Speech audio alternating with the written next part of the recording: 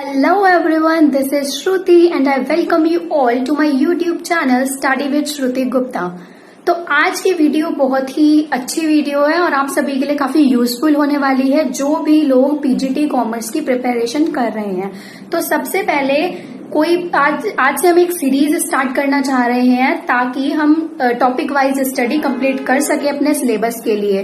तो उससे पहले मैं आप सभी लोगों के साथ डिटेल्ड सिलेबस डिस्कस करना चाहूंगी कि इस एग्जाम का पैटर्न क्या है और साथ साथ इसमें सिलेबस में डिटेल्ड वर्जन ऑफ सिलेबस की मतलब क्या क्या टॉपिक्स आते हैं, कौन से टॉपिक सबसे ज्यादा आते हैं, कौन से टॉपिक्स कम आते हैं और सब्जेक्ट्स कौन कौन से आपको कवर करने ही करने हैं। तो कोई भी प्रिपरेशन स्टार्ट करने से पहले उसका सिलेबस अपने साथ जरूर रखें। तो आज की वीडियो में हम डिस्कस करने वाले हैं अपना DSSB पीजीटी कॉमर्स का सिलेबस। तो चलिए वीडियो को करते हैं स्टार्ट। तो ये है आपका DSSB पीजीटी का सिलेबस 2020 का, जिसमें आपके दो पेपर होंगे, टीयर 1 और टीयर 2। अब देखिए टीयर 1 में आपका क्या क्या आएगा। टीयर 1 में आपका ये सब्जेक्ट्स हैं, आपके 5 सब्जेक्ट्स हैं जो आएंगे। इन 5 सब्जेक्ट्स के नाम आपको दिए हुए हैं। सबसे पहला आपका रीजनिंग आएगा 20 मार्क्स का और 20 क्वेश्चंस। फिर आएगा आपका जनरल अवेयरनेस 20 मार्क्स का 20 क्वेश्चंस। इंग्लिश आएगा आपका 20 मार्क्स का 20 क्वेश्चंस।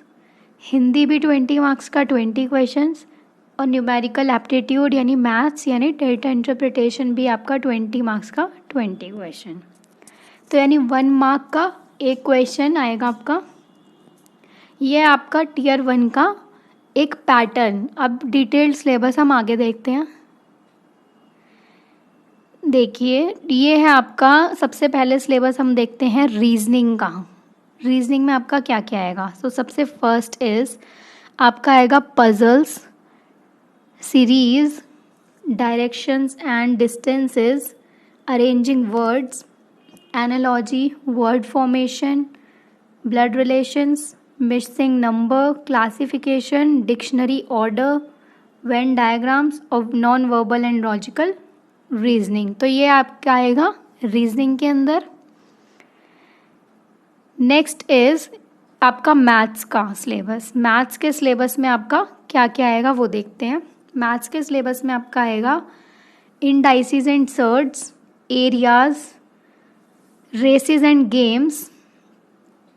फिर आता है आपका numbers and ages, time and work partnership, mixtures and alligations, simple interest, problems on trains, ratio and proportion, percentages, permutation and combination, simple equations, problems on LCM and HCF, pipes and cisterns, problems on numbers, averages, compound interest, volume, time and distance, mensuration, probability, boats and streams, simplification and approximation, quadratic equation, odd man out, profit and loss, combined data set, केसलेट्स, line graphs, bar graphs, pie charts, graphs और table charts.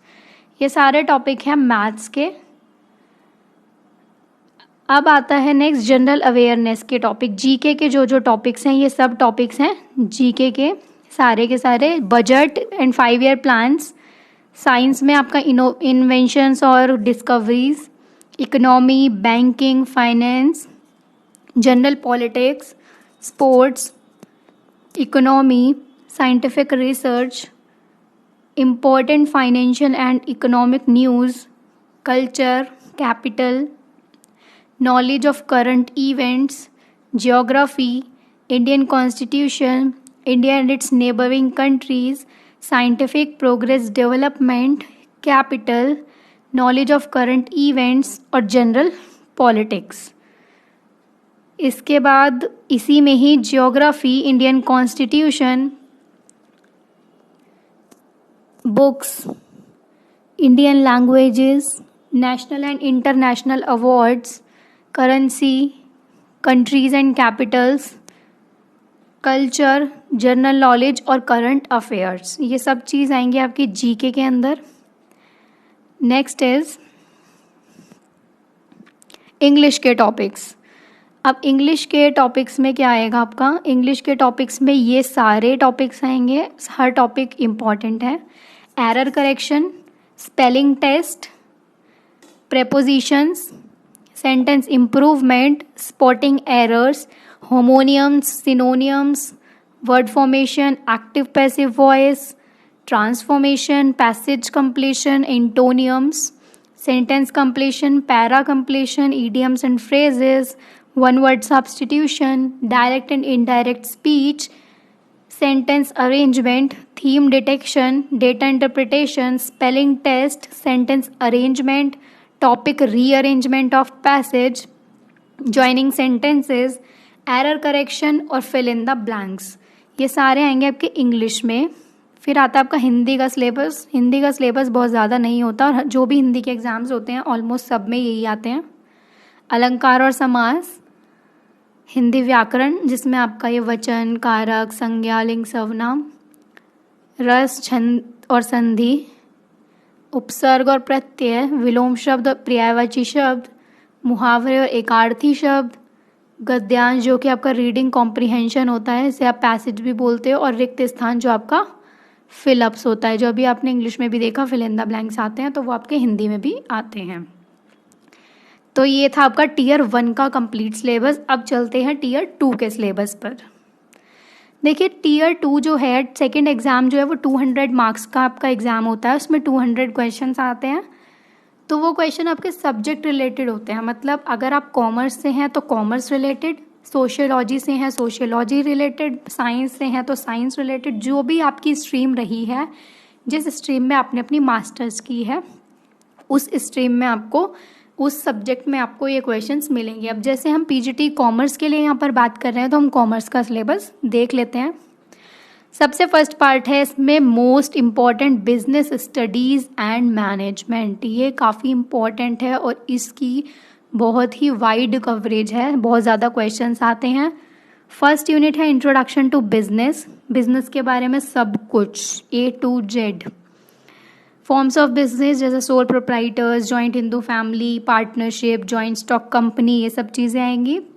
फिर आती है third unit business ownership, जिसमें हम private, public, joint sector, public enterprises, role dynamics, global enterprises, joint ventures, इन सब के बारे में पढ़ते हैं। फिर आती है आपकी बिजनेस सर्विसेज, जिसमें आप सर्विसेज बिजनेस की आपने जैसे स्टार्टिंग में भी पढ़ी थी, banking, insurance, transportation, warehousing, communication और impact of technology on business services, ये सब आएंगे आपकी इसके अंदर। नेक्स्ट यूनिट है unit 5th, that is trade. Trade क्या होता है, ट्रेड कितने तरीके का होता है, क्या क्या चैलेंजेस हैं ट्रेड में, ट्रेड की थ्योरीज क्या हैं, प्रोसीजर क्या है इंपोर्ट एक्सपोर्ट का, ये सब कुछ आपका ट्रेड के अंदर आएगा। फिर आता है आपका बिजनेस फाइनेंस के सोर्सेज, कहाँ कहाँ से आप बिजनेस में फाइनेंस इकट्ठा कर सकते हैं, वो सारे फाइनेंशियल इंस्टीट्यूशन वगैरह सब इसमें आएंगे। 7th यूनिट है social responsibility of business, business ethics और एनवायरमेंट प्रोटेक्शन। 8th यूनिट है मैनेजमेंट के बारे में पूरा। 9th यूनिट में आपका बिजनेस एनवायरमेंट आएगा पूरा। 10th यूनिट में आपका मैनेजमेंट के functions, planning, organising, staffing, directing, controlling और कोऑर्डिनेशन, ये सब बहुत डिटेल में। 11th इज आता है आपका बिजनेस फाइनेंस। बिजनेस फाइनेंस के बारे में आपको सारा पढ़ना है, इसमें फाइनेंशियल मार्केट और आपका वर्किंग कैपिटल, लीवरेजेस, सब कुछ आपका आ जाता है। फिर आता है आपका financial market, then human resource management, ये भी इम्पॉर्टेंट टॉपिक है, इसमें से क्वेश्चंस आते हैं। मार्केटिंग, मार्केटिंग में से बहुत क्वेश्चंस आते हैं। ऑर्गेनाइजेशनल बिहेवियर में से काफ़ी क्वेश्चंस आते हैं। फिर आता है आपका emerging trend in management, consumer protection. अब देखो जैसे आपको पता है कंज्यूमर प्रोटेक्शन एक्ट 1986 था, ठीक है, लेकिन अभी एक न्यू एक्ट आ गया है कंज्यूमर प्रोटेक्शन का, आप सब लोगों को आई थिंक पता होगा या नहीं पता होगा, तो मैं बता देती हूँ। 2019 एक्ट आ चुका है कंज्यूमर प्रोटेक्शन का, जिसमें कुछ अमेंडमेंट्स किए हुए हैं। ये पुराना एक्ट था, ये नया है, तो दोनों को पढ़ लीजिएगा, वैसे नए में से आने के कुछ कुछ चांसेस बनते हैं।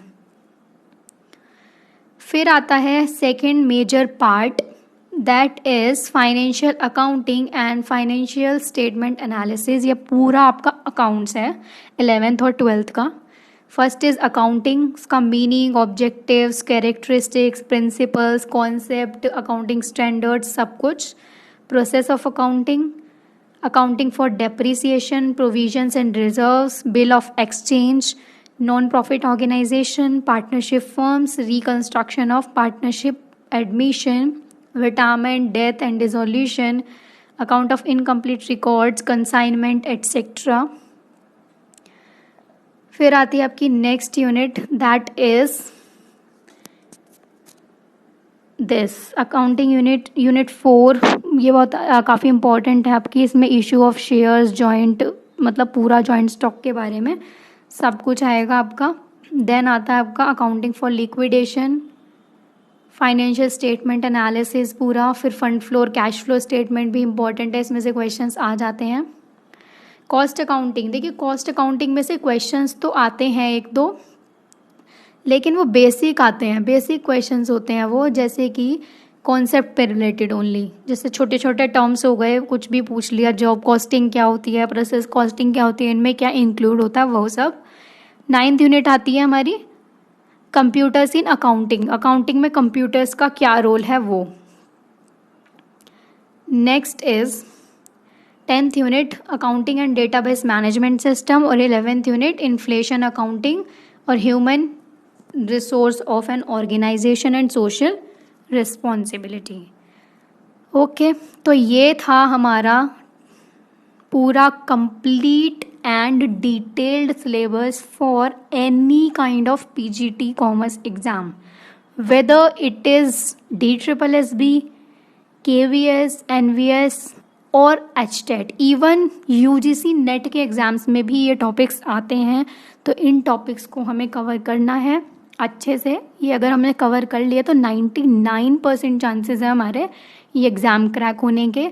तो नेक्स्ट वीडियो से अब मैं सीरीज़ स्टार्ट कर रही हूँ टॉपिक वाइज स्टडी की। इन सारे टॉपिक्स को एक एक टॉपिक उठाएंगे, डिटेल्ड उस पर हम पढ़ेंगे। पूरे नोट्स मैं आपको प्रोवाइड कराती रहूँगी वीडियोज़ में या फिर डिस्क्रिप्शन बॉक्स में, तो ज़रूर बने रहिएगा चैनल पर अगर आप पीजीटी एग्ज़ाम कोई भी निकालना चाहते हैं तो आई होप आपको पूरा सिलेबस समझ आ गया होगा। और हाँ, इस सिलेबस को आपने ऐसे फ़ोन में ही नहीं पढ़े रहने देना है, इसका प्रिंट आउट निकलवाना है।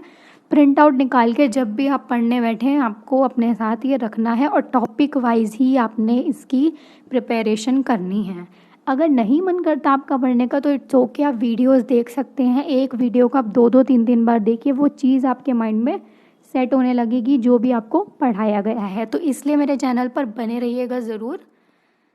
Thank you so much.